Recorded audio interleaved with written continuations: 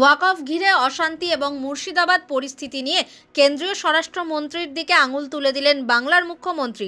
বুধবার নেতাজি ইন্ডোর স্টেডিয়ামে ইমাম মুয়াজ্জিমদের সম্মেলনের বক্তৃতার অনেকটা অংশ জুড়েই মমতা বন্দ্যোপাধ্যায়ের নিশানায় ছিলেন অমিত শাহ।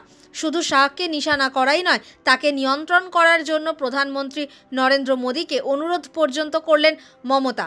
সংশোধিত ওয়াকফ আইন নিয়ে বাংলার বিভিন্ন জায়গায় অশান্তির ঘটনাতেই শাহকে আক্রমণ করেন মমতা। প্রযুক্তিকে ব্যবহার করে ভুয়ো খবর ছড়ানো এবং বিএসএফের ভূমিকা নিয়ে অভিযোগ তুললেন মুখ্যমন্ত্রী এবং শাহকেই কাঠগড়ায় দাঁড় করাতে চাইলেন। পশ্চিমবঙ্গে অশান্তির ঘটনাকে পরিকল্পিত বলেও মনে করছেন মমতা। মুখ্যমন্ত্রীর আক্রমণ থেকে বাদ পড়লেন না উত্তরপ্রদেশের মুখ্যমন্ত্রী যোগী আদিত্যনাথও। কেন্দ্রে বিজেপির দুই শরিক অন্ধ্রপ্রদেশের মুখ্যমন্ত্রী চন্দ্রবাবু নাইডু এবং বিহারের মুখ্যমন্ত্রী বিহারের নীতিশ কুমারের ভূমিকারও সমালোচনা ছিল মমতার বক্তৃতায়।